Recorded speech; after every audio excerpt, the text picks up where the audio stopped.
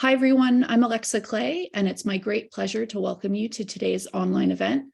I'm delighted to have the chance to talk this afternoon to Anand Giridharadas. Anand is the best-selling author of The Persuaders, Winning Hearts and Minds in a Divided Age, and Winners Take All, the elite charade of changing the world. He was a foreign correspondent and columnist for the New York Times. He's also written for Time, The Atlantic, The New Republic, and The New Yorker. He's an on-air political analyst for MSNBC, and he's received Harvard University's Outstanding Lifetime Achievement Award for Humanism and Culture and the New York Public Library's Helen Bernstein Award. Anand, welcome. Thanks very much for being with us today. Thank you for having me. I remember the first time I spoke in that incredible room in London. Zoom is not quite that room, but we will try.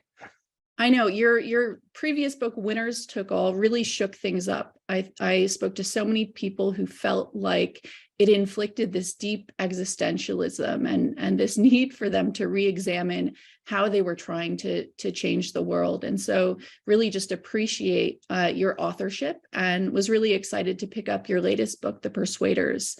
The central arc of this book is around how democracy can be saved, and really an examination of the people who are going to save it. I'm wondering if you could just take a moment to introduce us to some of these persuaders that you profile in the book and really the challenges that they're up against. Yeah, look, I think whether you're, in the United States or Europe or Brazil or India or any number of places, if you're not worried about the future of democracy, you're not paying attention.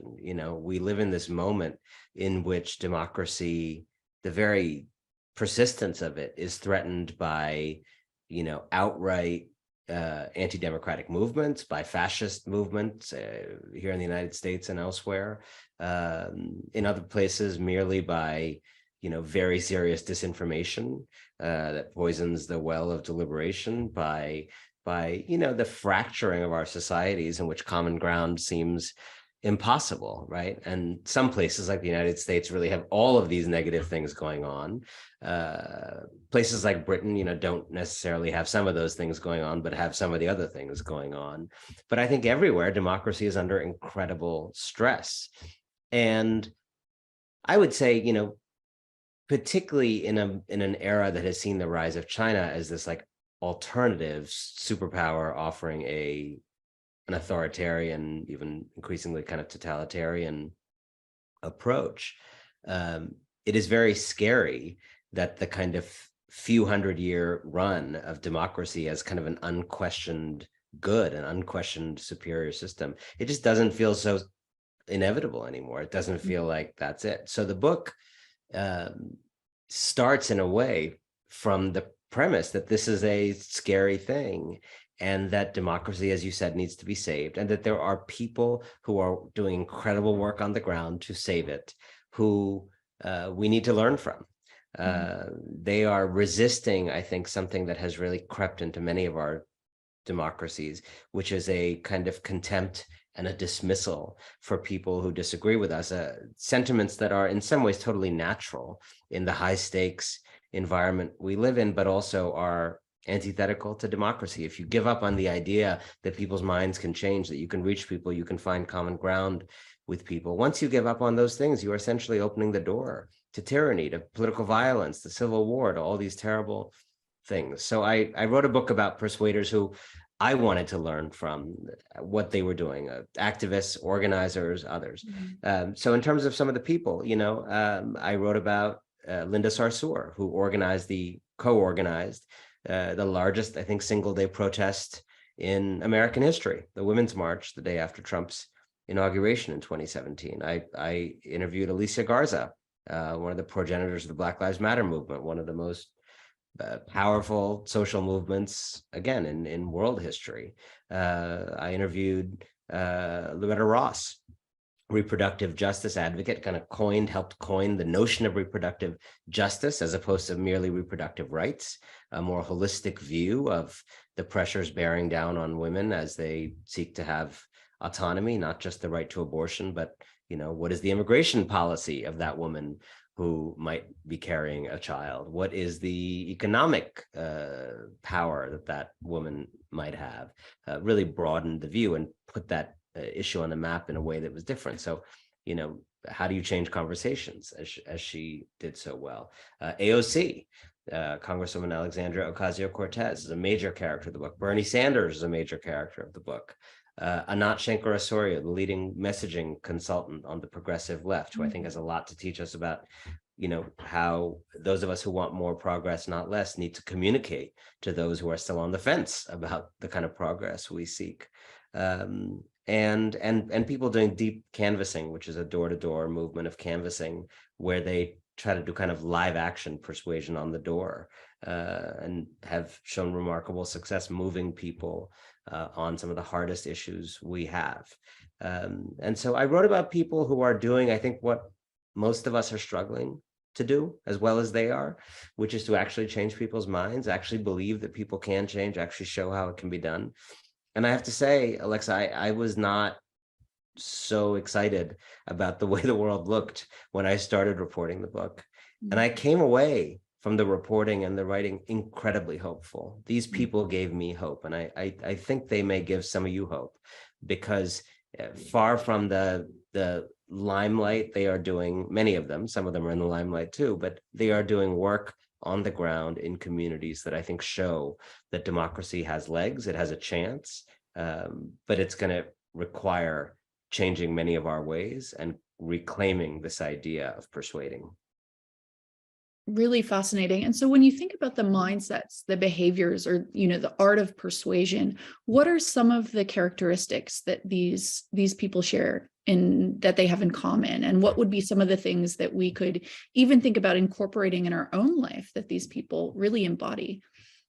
Yeah, it's interesting. The way I do my books, I really let them be people-led and character-led, not idea-led, And so I have a general idea, or a kind of an area, and then I follow people. And what's interesting about that is you follow people where they go, you follow what they say, what they're thinking, how they're colliding with the world, and there's no big idea necessarily connecting it. And then at the end, you actually find that there are some threads, because different people have told you some of the same things over and over again in different ways. And those ideas always, to me, feel the most powerful, because it can't just be a coincidence, right? Like there's something that multiple people in different situations who don't know each other are tapping into, right? So let me tell you some of those threads that I think emerged from 7, 8, 9 different characters living different realities, but telling me the same thing at some level. Probably the biggest one is that our mental model of people on the opposite side of us politically is fundamentally flawed. I think most of us these days, in this age of polarization and division, think of people on the far side of us politically as being fundamentally monolithic in that view, in their commitments, right? Yeah, there's a deep othering, right? Yep. And of course, they're othering us and we're othering them. Now, I know that I am complicated. I'm full of warring sentiments, right? I may say something in the world, but I have doubt about it in my own heart. Now, I like you, so I may grant that you are complicated too. I may sit with you and honor your complexity.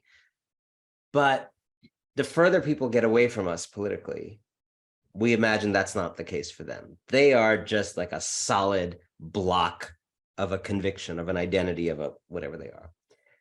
Now, the problem with this view is twofold. I mean, first of all, it's not true. It's not true. People are, as Beyonce says, contradicted. People are full of complexity, even when they hold very toxic stances or very strident stances. And the second reason this is problematic is it's incredibly self-defeating politically to tell yourself that there is nothing going on within those on the other side of an issue from you besides their outward stance. If folks in the LGBT movement 30 years ago had looked at homophobes, Christian homophobes, and said, There's nothing else going on in those people. They're just Christian homophobes all the way down. You just biopsy those people. You're just going to find Christian layers and layers of Christian homophobia. Well, we now know 30 years later, with, by the way, 12 Republican senators joining Democrats this week to vote to legalize same-sex marriage. We now know that that was not the only thing going on in those people. Some of the other things going on in those people, for example, was that they love their kids. And a whole bunch of them, significant fraction of them, turned out over the last many years to have gay kids. Some of them realized they were gay themselves. Yeah. Some of them learned their parents were gay and never maybe told anyone. Turns out the story that those Christian homophobes were only Christian homophobes was false. Those people also didn't want to be on the wrong side of history. That's another thing going on in people. And when it felt like you could be homophobic and be on the right side of history, as it did in the 90s or whatever, they did that. When it started to feel in more recent years like you were either not homophobic or on the wrong side of history, a whole bunch of people decided they want to get on the right side of history. Some of them maybe not even knowing a gay person. So that's just one example of someone having a lot of people, legions of people, tens of millions of people having a totally odious stance. And if you have the grace, but also just the strategy to recognize there's more going on in those people, then you can start to play on those heartstrings. You can play on that desire of people to love their kids and be good to their kids. You can play on that desire of people to not be on the wrong side of history, as the gay rights movement so effectively did.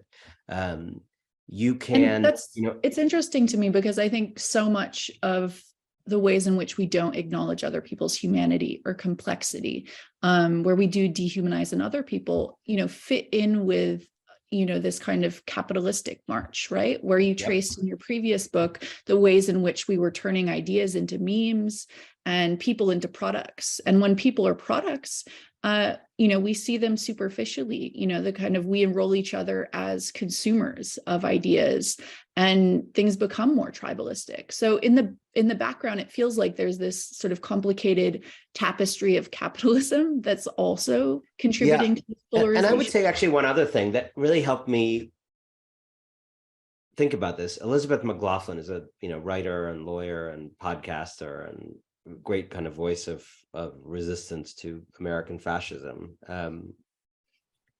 She said something to me, like playing my work in this book back to me in a way that I thought was really interesting. And in a way that I think was designed to make people on the left hear what I'm saying better.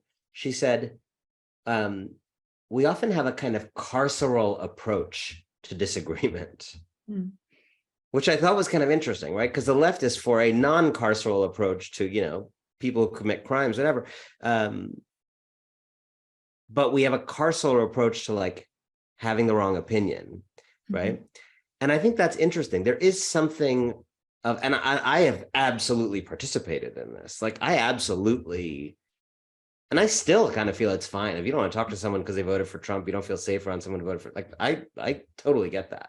And I think, by the way, everybody should be free to feel that way and not engage with anybody they don't want to. However, I think this book is about some people. I think, this book's about weird ducks also. This is a book about people generally who are willing to do things that many of the rest of us will not be willing to do in that concentrated form.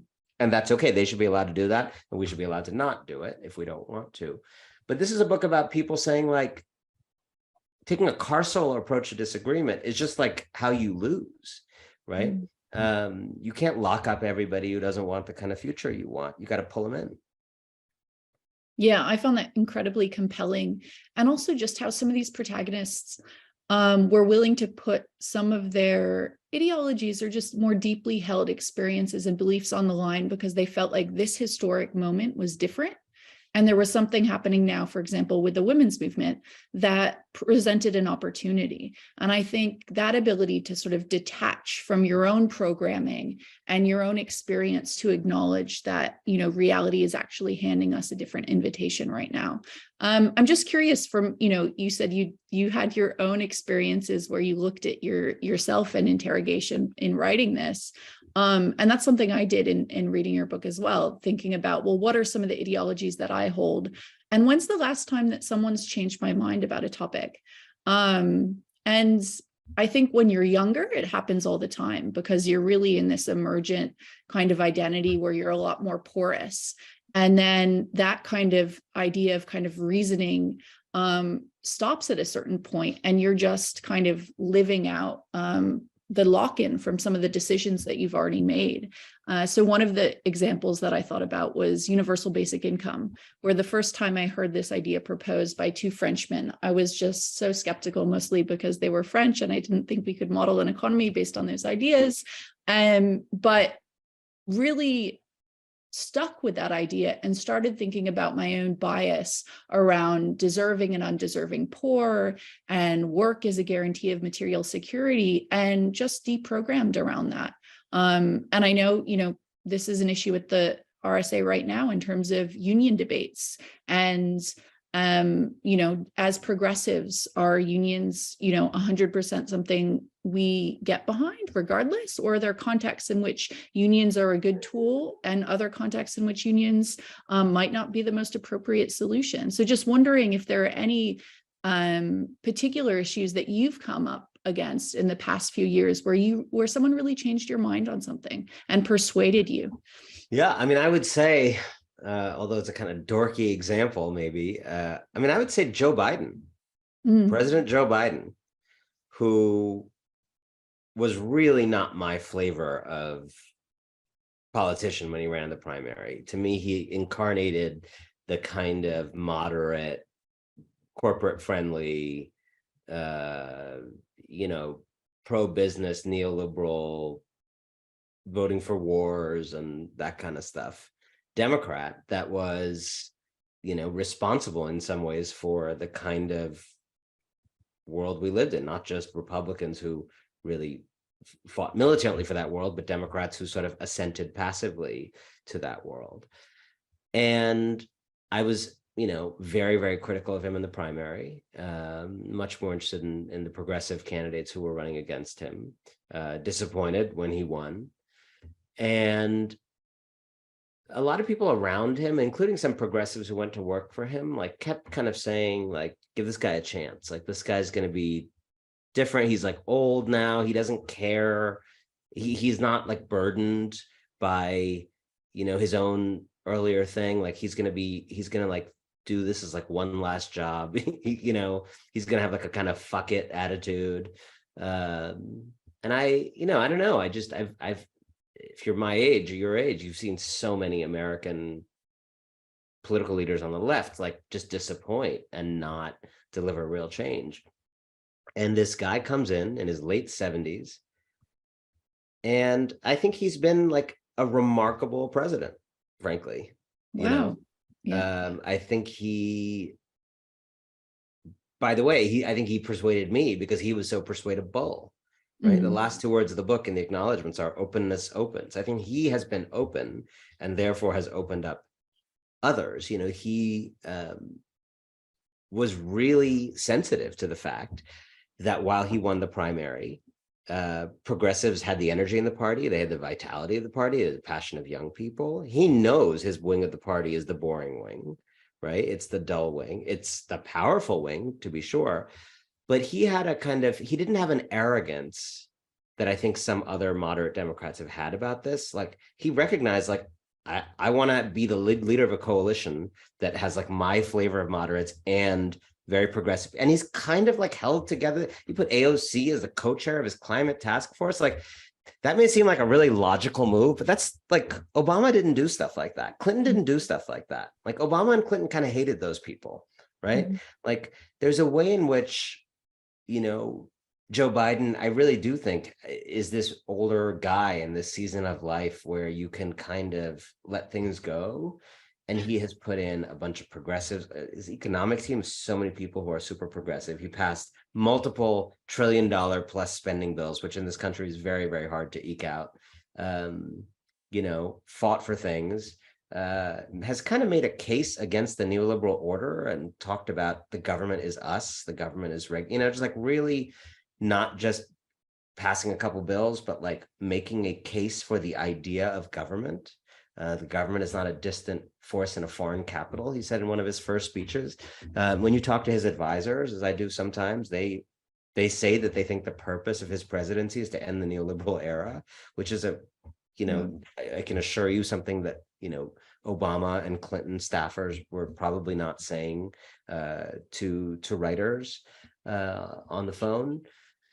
So I was persuaded, but that Joe Biden was different.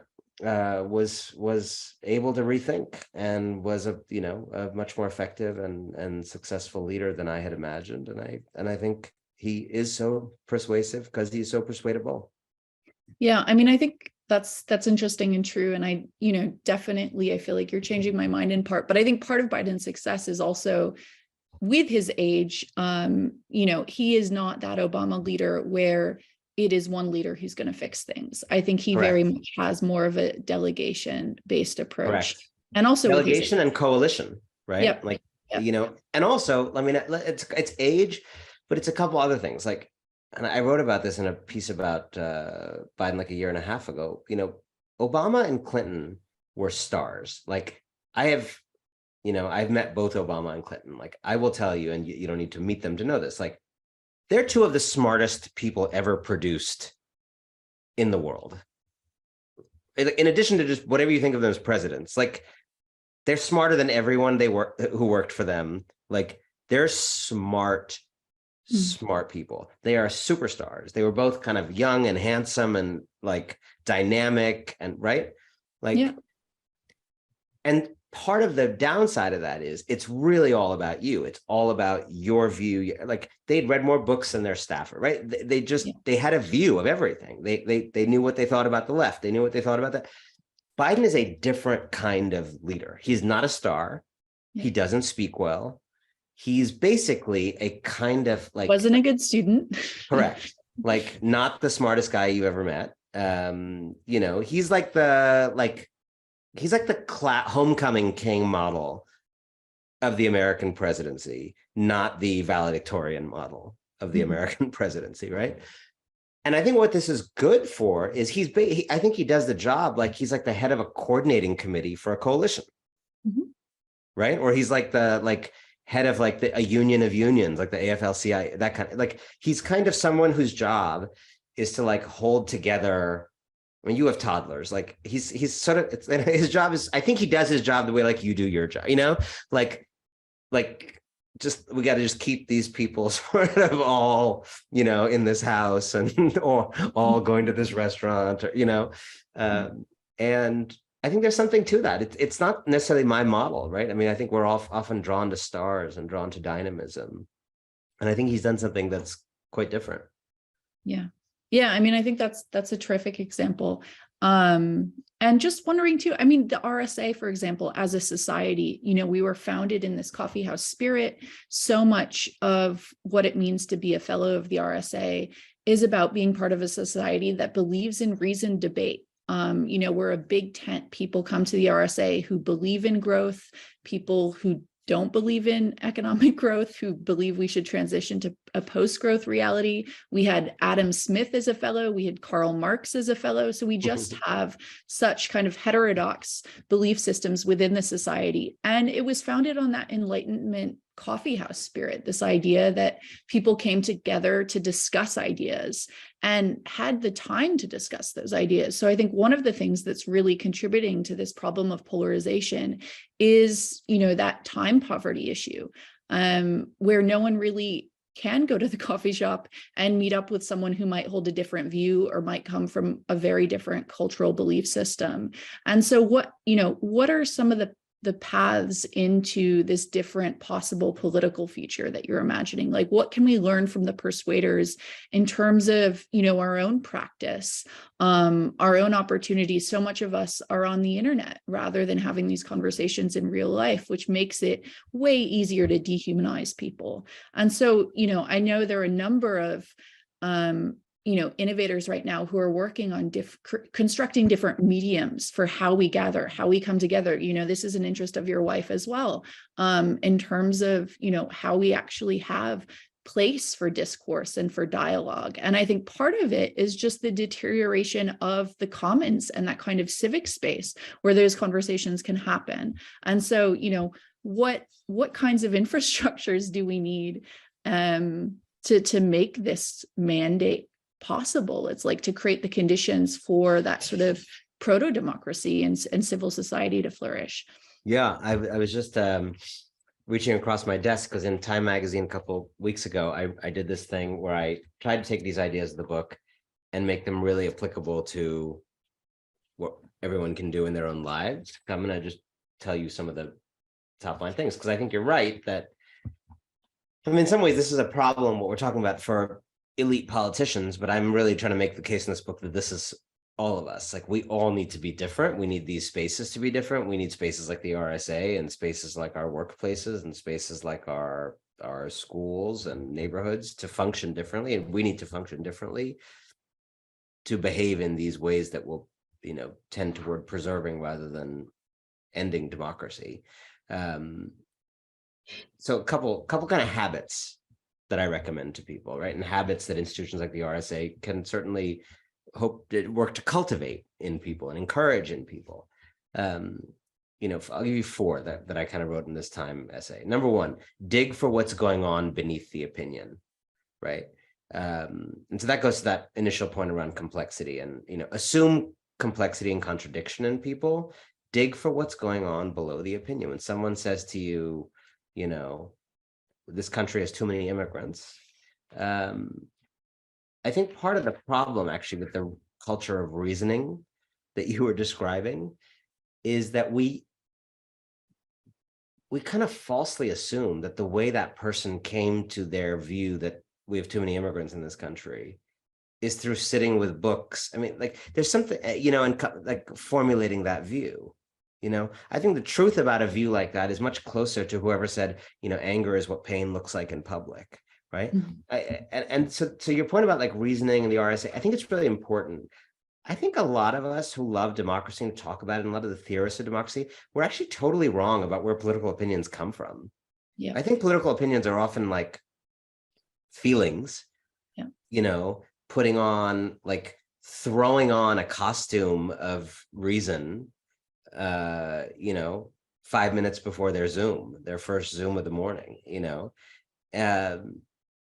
and I think a lot of us are just like stuck in this old like Plato, Aristotle paradigm where people are sort of, cogitating and weighing all the different possible immigration stances they could have, and then deciding what one would. No, people are just fucking scared. People are, people don't feel there's enough. Or people feel very hopeful and they do feel there's enough. Or you just met someone great and are now in a new relationship and suddenly you're kind of open-hearted, and that extends to your view on immigration. I think that's such an important point that you raise in your book, because I do think there's a danger in someone taking your book and just saying, oh, wonderful, let me, embark on this kind of Western Enlightenment tradition of reasoning with people and doing this art of persuasion. And I think, I'm the daughter of 2 anthropologists, and I think how culture gets created is an irrational process. I don't think, and I think what you actually give insight into is a much more therapeutic process that we need to be a part of, that underpins democracy. Yeah, and even the word like an irrational process, right? That's like we look down on just all our language around this. Like there's something deviant about it that people formulate their views of the world from places of emotion. And like, I think part of it, like what my reset with writing this book is like, there's nothing necessarily wrong with forming opinions from feelings. I mean, I think that's actually what people do Well, most of the feelings are a time. collection of experiences, and Correct. where else to form, where else to form opinions. You know, so I think a lot of us, by the way, on the pro-democracy side of things, are often arguing to people as though people are reasoning beings formulating their immigration stance from reason, and the Yeah. far right and the extremists totally actually understand what people are like in reality and are appealing to people based on emotion. And that is a huge asymmetry that we got to fix, you know? I think that's big. And I think the ways in which the Democrats have been hijacked by the kind of neoliberal order and the belief in the Chicago kind of economic school and the belief in kind of the rational individual agent, I think that's taken us down a path where progressives aren't embodied.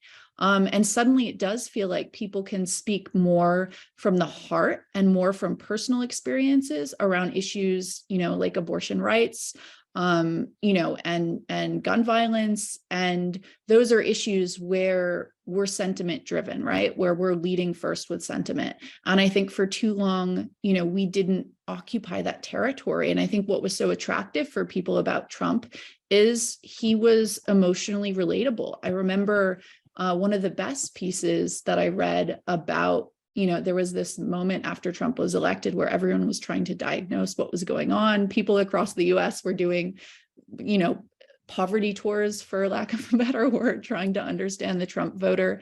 And an academic had, from a kind of social psychology perspective, had written an essay on shame, right? And so to focus on what's going on behind the opinion, we have an economic inequality problem, and people don't feel like they were able to live up to the economic forecast that they were promised when they were younger.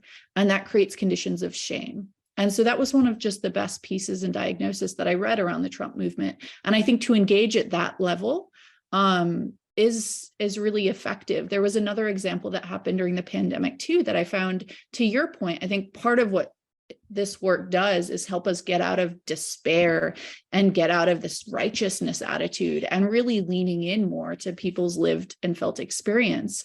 And there were these guys who set up citizen assemblies in Michigan during the height of the pandemic, when there were so many anti-maskers, anti-vaxxers, people who just had really polarized opinions. And they brought people together to share their experiences. It wasn't just about, reasoning, but it was about sentiment. It was about, people being able to share their concerns about their kids not being at school and the impacts of that socially.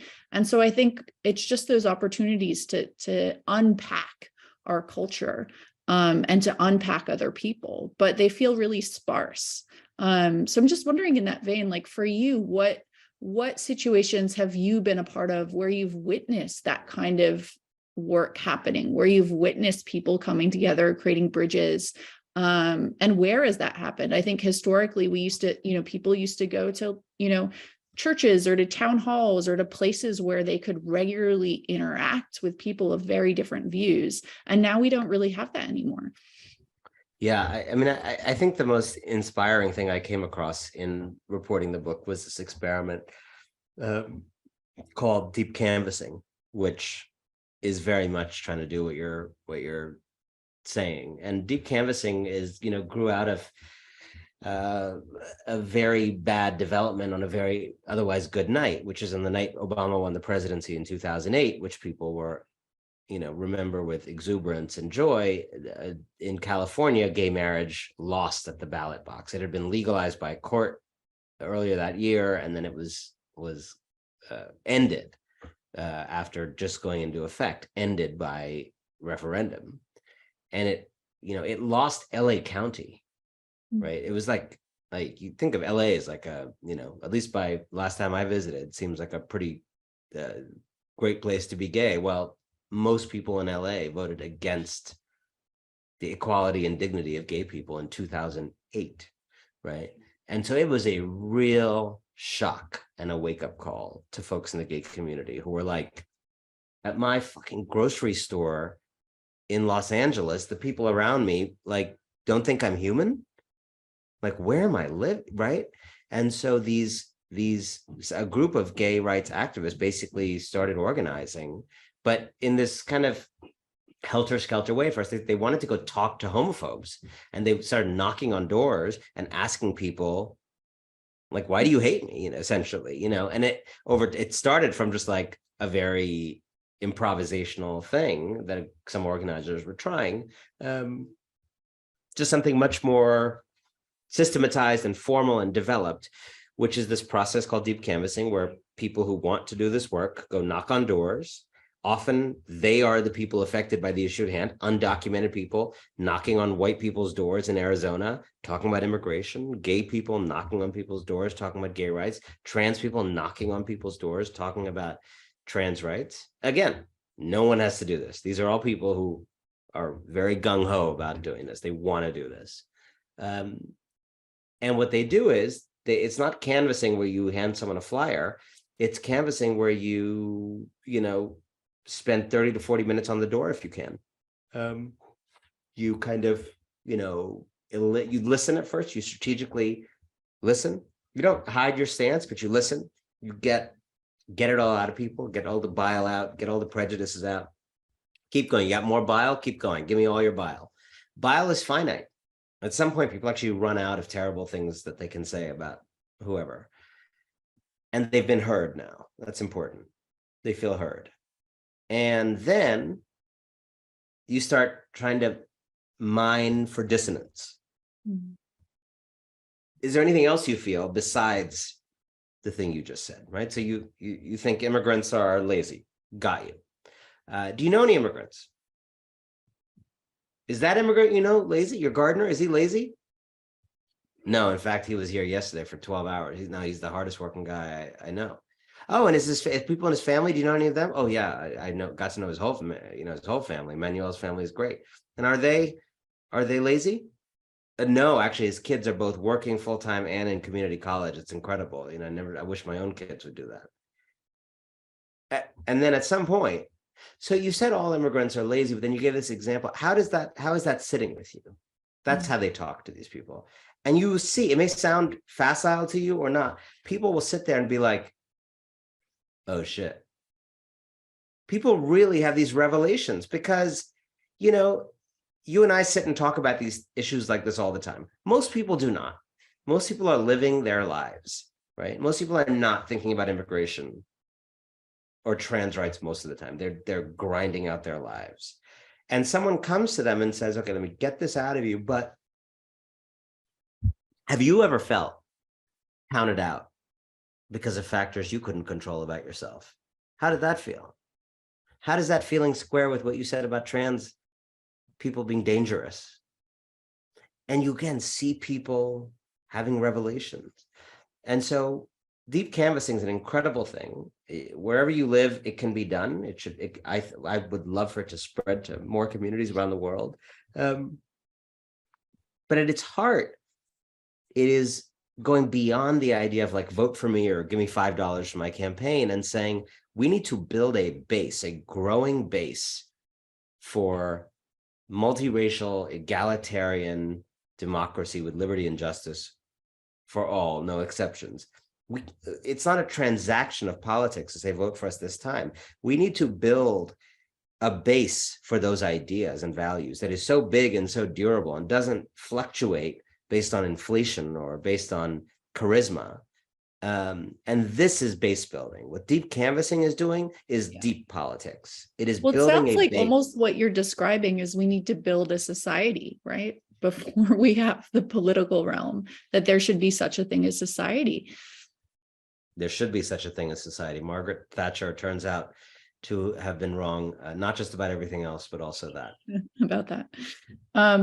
Interesting. And I mean, it's the initial thought I had is, how do you scale? How do you scale these ideas? Because the work that you're describing is just deep work. And it's hyper local work. And it's really taking the time. And rightly so, I don't think everyone can do it. It is the work of people that want to be those credible messengers, that feel comfortable taking on the emotional burden of doing that work, and actually providing those, on passes to people. And so, do you feel like part of in writing the book, were you hoping let's have more people join the ranks of persuaders. Do you see this as something that becomes more of a movement that we all contribute to kind of laying that fertile soil for a more kind of active civic and communitarian life? Or what are some of the ways in which you thought about this this movement growing?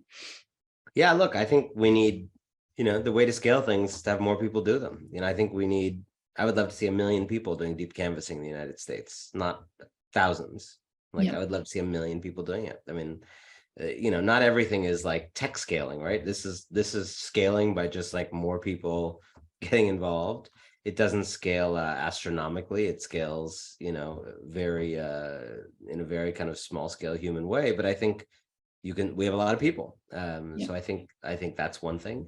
But look, there's stuff I suggest in the book in terms of that does scale more easily. Like, better political messaging is really important. Better narrative. I mean, having pro-democracy forces try to become at least as good at storytelling and narrative and message as the far right would be a really great step. I think we need to rebuild political parties, mass political parties, so that they're not just remote, extremely online presences, but are IRL rooted in community. I think you should, as Bhaskar Sankara has written, the center-left parties that won in the 20th century were the ones that were so locally rooted that every building would have had a Democratic Party representative, for example, or a Labor Party representative. If you got a confusing letter from the tax authorities, you would go up to Mildred on the 3rd floor, the Democratic Party lady, Democratic machine like representative in your building, and be like, Mildred, I got a confusing letter from the IRS, and like Mildred could like sort you out, right? How remote does that feel from our world? I mean, my goodness, the idea of I have no idea who the Democratic Party in my neighborhood, like some Democratic Party person who could actually help me with something. Literally have no idea who that would be. I mean, I don't think it exists. And so, help you figure out schools, help you figure out, health, like just non-existent. It's a party that is so far away, so remote. And so bring that back. There's a lot of different things we can do. Yeah. I mean, one of the things I was just thinking about is the opportunity to be part of different networks that allow you to get out of your echo chamber. And so one of the groups that I've joined online is, I have twin girls who are both 1. And so there are all these other twin moms who come from every possible background. And so there's just this enormous solidarity and almost like a mutual aid group, people sending each other formula, people sending hand-me-downs. It's really been wonderful to see. And everyone is coming from different political persuasions, has very different ideologies around kind of like economic relief, social safety nets, these types of things. And so I think that is kind of, those types of networks need to take precedence. Like, when do those things become more important than political identity or political tribalism? I'm also just wondering, we had midterm results recently that were quite different than a lot of pundits anticipated. What, for you, was that sort of a win for the persuaders, or what did that turnout really lead you to reflect on? I mean, the midterms were a pretty surprisingly terrific result if you like democracy, because Joe Biden and the Democratic Party ran quite explicitly on an agenda of saving democracy, and there was a lot of skepticism about, is that going to resonate with people as much as inflation and these kind of pocketbook concerns.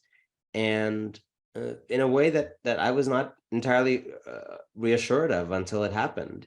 The American people really spoke and said they care about saving democracy, and kind of defied the patterns that you'd expect with this kind of inflation, with economic chaos, with a pandemic, with Joe Biden's relatively low approval ratings. People seem to recognize that the threat to the freedom of the body, in terms of the abortion issue, but also the freedom to choose leaders who will solve their problems, aka democracy, that those two things were really, really paramount. And that's a great sign. And I think now, the thing is a 52-48 victory for democracy over fascism is not, it's both really reassuring and not that reassuring, right? I don't want to live in a country where 48% of people are for fascism. That's just not a safe country, right? One, that they may just win the next time, but two, that's just a lot of people walking around who are living in fantasies and believe in violence as a way of solving problems and things like that. So, you know, I think we need to do that kind of base building work that we were talking about to build a pro-democracy movement. Frankly, unlike any movement we've ever seen. I think we need to build a pro-democracy movement that frankly learns from some of the political skills of the right, but uses them for good, learns how to command attention, to pick fights generatively, to tell better stories, to help people kind of visualize the world they want to create, not just what they're against. And look, I think we can do it. These people, these persuaders I wrote about in the book are doing incredible work every day to show what is possible for continued and expanded liberal democracy. And I have faith that their way can win. Amazing. Well, thank you so much for being here. I'm afraid that's all we've got time for today. So we're going to have to wrap up. But if you're watching along today, Anand's book, The Persuaders, Winning Hearts and Minds in a Divided World, is available now. You can order from Foils with a 20% discount with the code Foils RSA 20. This event is part of the RSA's regular Free Thursday lunchtime series. So check out our website to see more upcoming events. And thank you so much for your time today. Thank everyone for watching. Really appreciate the conversation. Thank you so much for having me.